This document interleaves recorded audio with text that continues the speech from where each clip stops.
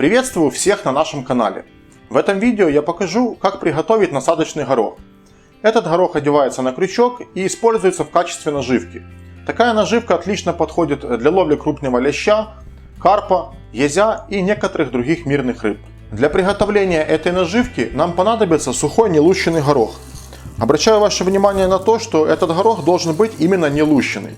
Это вот такая сухая круглая горошина, с которой не сняли вот эту верхнюю оболочку. Это как бы такая тоненькая прозрачная пленочка. Особенно ее будет хорошо видно, когда мы горох сварим.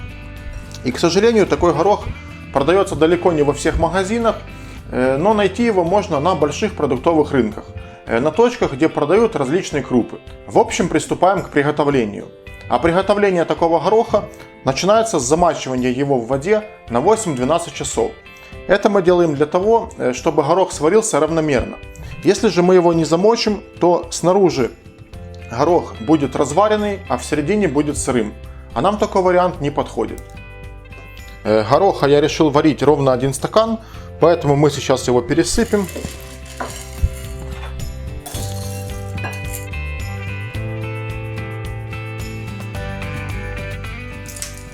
Вот у нас получился ровно 1 стакан гороха. Теперь берем большую емкость, потому как в процессе замачивания горох еще набухнет. Пересыпаем и заливаем водой. Воду лучше всего брать или же кипяченую, или же из-под фильтра. Лучше, чтобы она была без хлорки. Воды наливаем побольше. Я уже говорил, что горох разбухнет и его станет гораздо больше. Все, теперь оставляем на 8-12 часов. Если на улице жарко, то рекомендую поставить его в холодильник, потому как даже за 8 часов горох может забродить. Прошло 8 часов, наш горох хорошо замочился, и теперь будем его варить. Для варки нам понадобится, естественно, кастрюля. Кастрюлю советую брать побольше, потому как в процессе варки будет подниматься пена, и чтобы был какой-то запас, чтобы пена не вышла за борт кастрюли. Итак, когда мы выбрали подходящую кастрюлю, высыпаем в нее горох вместе с той водой, в которой он замачивался.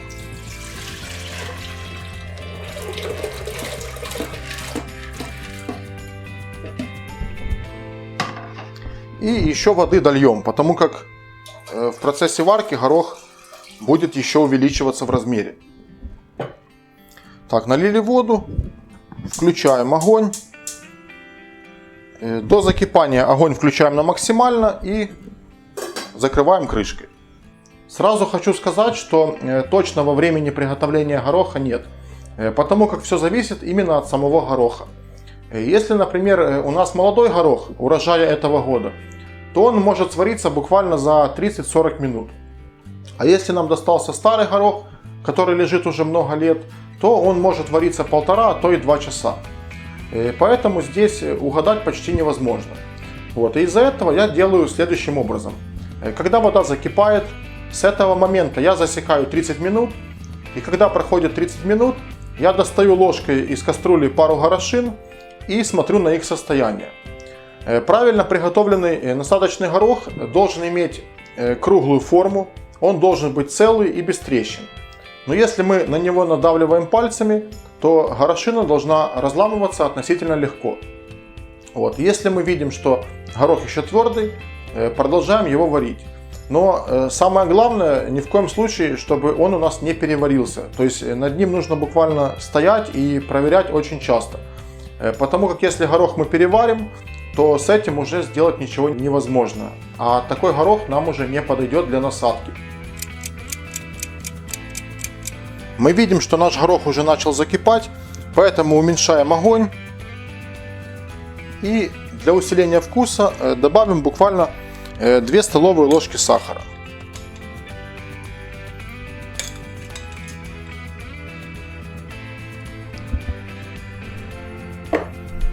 Теперь перемешиваем.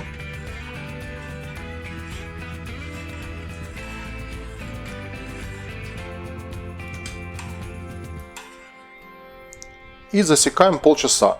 Через полчаса попробуем, что у нас получилось. только крышкой теперь уже не накрываем. Вот прошло ровно полчаса, и я из кастрюли достал несколько горошин. И сейчас проверю их на готовность. Проверяется вот таким образом. Нажимаем на горошину и видим, что она еще достаточно твердая. То есть она разламывается на две половинки, но эти половинки твердые. Будем варить еще дальше. Прошло 20 минут, и сейчас мы опять проверим состояние нашего гороха. Как видим, горошины по-прежнему все целые, идеально круглые. Вот возьмем одну горошину и попробуем на нее надавить. И вот. Видим, что она у нас полностью раздавилась, но при этом весь горох целый. Это то, что нам надо. Теперь выключаем огонь. Получается, что в общей сложности с момента кипения наш горох варился ровно 50 минут. И теперь нужно слить воду. Здесь есть два варианта. Первый вариант: мы можем воду слить в раковину. И второй вариант: мы можем воду слить в кастрюлю. Затем она у нас остынет. Мы возьмем эту воду с собой на рыбалку и на этой воде замешаем прикормку. Получается довольно-таки эффективная прикормка. Она будет иметь такой гороховый запах. Особенно это хорошо работает на леща и на карпа. Я выберу второй вариант. Вылью воду в кастрюлю. Для этого я возьму сито и выливаю.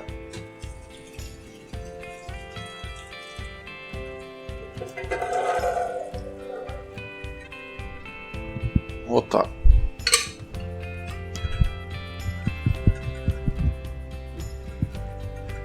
Теперь горох поставим, чтобы он остыл. Но если мы чувствуем, что горох уже на грани переваривания, то есть еще буквально чуть-чуть, и он у нас переварится, то рекомендую сразу же горох остудить под холодной водой, чтобы он максимально быстро остыл. Потому как если он будет стоять вот такой вот горячий, то он еще сам от своей температуры может немного довариться и в итоге переварится. Но у меня горох нормально получился, так что он может остыть сам по себе. Вот и все. Наш насадочный горох полностью готов для рыбалки. Еще на всякий случай напомню, если вы на рыбалку едете через пару дней, не забудьте поставить горох в холодильник, чтобы он не скис. А я немного позже сниму еще коротенькое видео, где покажу пару вариантов, как одевать такой горох на крючок. Спасибо всем за внимание, подписывайтесь на наш канал, смотрите много интересного видео. До новых встреч, пока! Также смотрите другие интересные видео на нашем канале и не забудьте подписаться, чтобы ничего не пропустить.